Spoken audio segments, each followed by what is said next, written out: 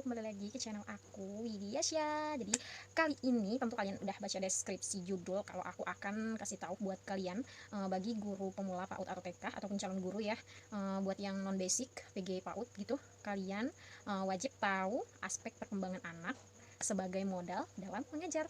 Nah, untuk kalian yang baru mampir ke channel YouTube aku, jangan lupa untuk subscribe dan nyalakan tombol loncengnya. Dan untuk kalian, aku saranin jangan skip video ini karena ini sangat bermanfaat untuk kalian bagi guru pemula.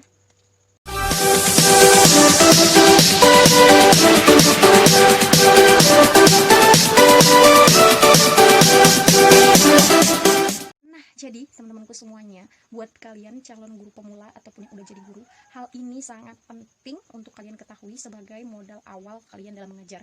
Ibarat kalau kalian ingin pergi ke suatu tempat gitu ya, jadi kalian udah tahu tujuan kalian mengajar. Nah, bekal kalian itu apa gitu. Sebagai guru PAUD itu tentunya udah harus berani, dan itu sikap yang kita harus miliki gitu ya. Itu sebagai apapun yang terjadi di jalan gitu kan, kita udah punya sikap bagaimana melewatinya gitu ya. Tapi di sini bekal apa gitu, seperti bekal non fisiknya gitu ya. Nah, jadi aspek perkembangan anak ini menjadi modal kalian gitu ya. Nah, jadi apa aja 6 aspek itu?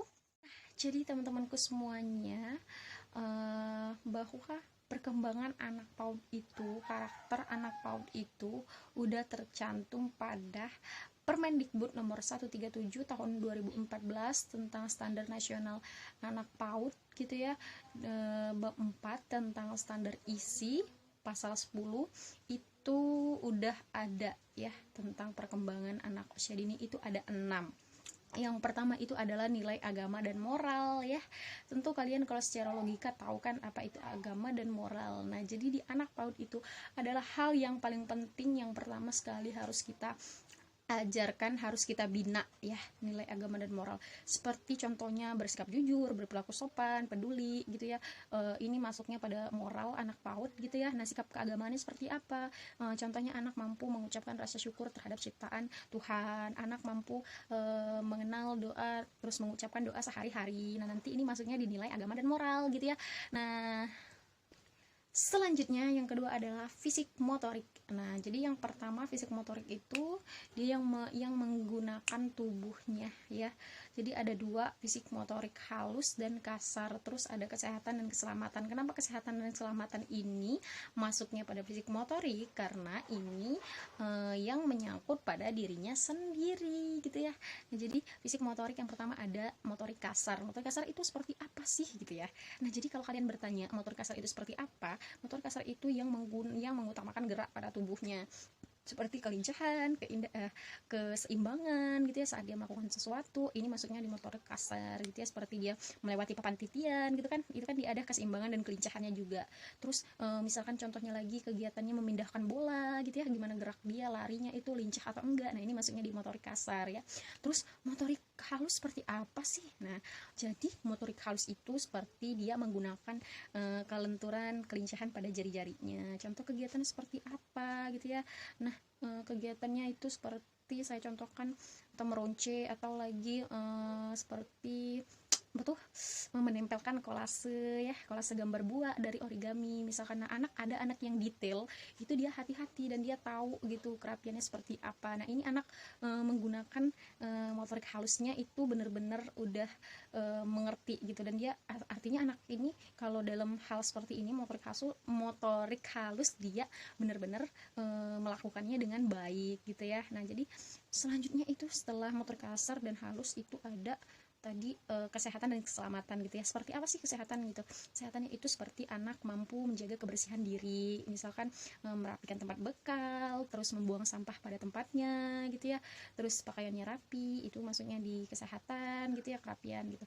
Nah, yang keselamatan yang kedua, misalkan anak menggunakan alat dalam menggunakan kegiatan prakarya gitu ya, misal anak menggunakan menggunting bentuk itu kan. Nah, itu dia benar-benar hati-hati, artinya anak peduli terhadap keselamatan dirinya sendiri.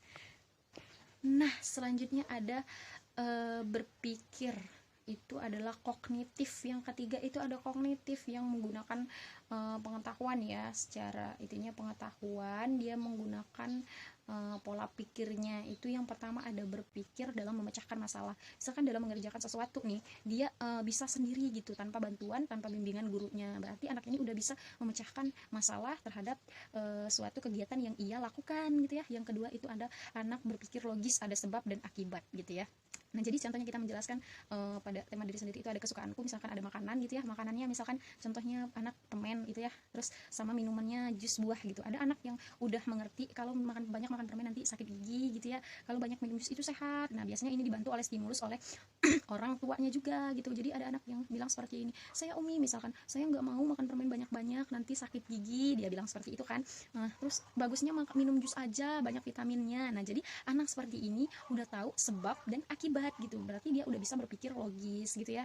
Atau dalam bermain nanti nggak boleh lari-lari takutnya jatuh sakit. Nah, ini anak udah bisa berpikir logis. Oke. Nah, jadi lanjut lagi, ada dalam kognitif itu berpikir simbolik. Jadi anak dalam hal ini berpikir simbolik, misalkan anak mampu mempresentasikan hasil karyanya berupa bentuk gambar, itu anak bisa gitu ya. Terus anak mampu mengenal dan menyebutkan gitu ya, ini maksudnya di berpikir secara simbolik gitu ya. Nah, selanjutnya itu ada bahasa. Nah, pada bahasa ini anak udah yang keempat bahasa ya, pada hal ini anak udah mampu nih memahami, terus anak mampu menceritakan apa yang telah kita ajarkan. Misal kita bercerita apa nih, dia sangat antusias untuk menceritakannya kembali. Artinya anak udah bisa menggunakan keterampilan berbahasanya dengan percaya diri gitu ya. Terus di bahasa ini juga teman-teman ada keaksaraannya. Keaksaraannya itu apa? Menulis gitu. Anak udah mampu mengenal, anak udah mampu menirukan huruf, menulis huruf gitu ya, huruf abjad itu.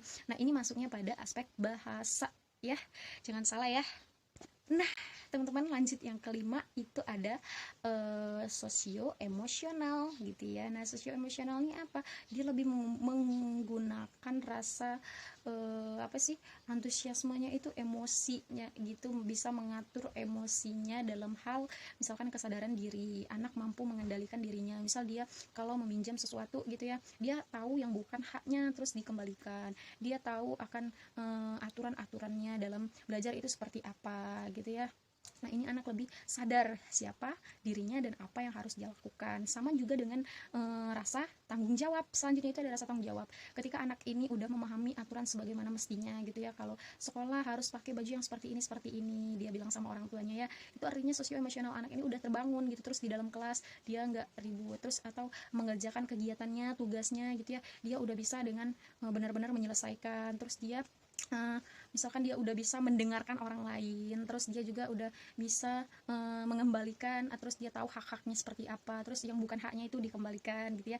Itu maksudnya di sosio emosional. Jadi dia lebih menggunakan jiwanya gitu, dia lebih tahu apa yang menjadi keharusan untuk dirinya gitu ya.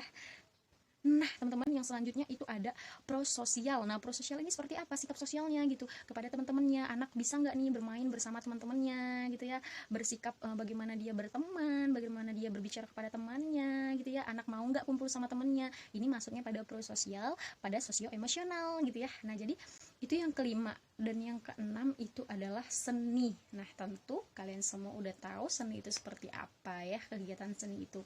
Jadi anak dalam kegiatan seni itu seperti tari, musik, drama gitu ya. Ada anak yang suka menirukan artis nih misalnya. Tadi aku nonton Upin Ipin loh, dia bilang betul. Nah, misalkan anak seperti ini, hal-hal kecil seperti ini sangat perlu kita ketahui. Ada lagi anak yang suka mendengarkan musik, dia suka bernyanyi gitu ya. Nah, ini masuk pada seninya. Terus ada lagi anak yang suka kalau dengar musik terus dia langsung goyang-goyang, gerak-gerak gitu ya. Ini anak-anaknya bagus, dia masuknya nanti di tariknya, di seninya gitu ya, di motorik kasarnya ada, terus di seninya juga ada gitu. Jadi kita sebagai guru itu harus pintar-pintar mengetahui minat dan bakat anak gitu ya. Nah, jadi ada 6 aspek perkembangan anak. Yang pertama tadi adalah nilai agama dan moral, yang kedua fisik motorik, yang ketiga tadi kognitif, yang keempat tadi bahasa ya, yang kelima tadi ada sosio emosional, dan yang keenam terakhir itu ada seni. So, buat kalian para calon guru pemula wajib ketahui 6 aspek perkembangan ini, dan ini ada pada penilaian raport anak usia dini gitu ya. Sedikit banyaknya kalian udah punya bekal dan udah mengetahui hal-hal apa saja yang ada pada PAUD gitu ya. Karena menjadi guru PAUD itu nggak bisa asal-asalan, harus benar-benar mau berani, terus harus benar-benar siap dengan kenyataan yang ada seperti apa lingkungan pendidikan anak usia dini. Jadi kalian udah punya modal utama nih, sudah. Jadi kalian nggak benar-benar yang nggak tahu sama sekali gitu. Nanti kalau kalian berbicara sama orang tuanya, mengkomunikasikan perkembangan anak, kalian nggak salah ya, itu semua udah ada yang mengaturnya gitu ya teman-teman. Jadi buat kalian, semoga video ini sangat bermanfaat untuk kalian, semoga bisa membantu. Lebih dan kurangnya saya mohon maaf apabila saya ada salah-salah kata, mohon dimaafkan. Sekian dulu video kali ini. Jangan lupa untuk subscribe, karena subscribe dari kalian sangat membantu aku untuk upload video lagi dan lagi. Oke. Assalamualaikum warahmatullahi wabarakatuh. Dadah.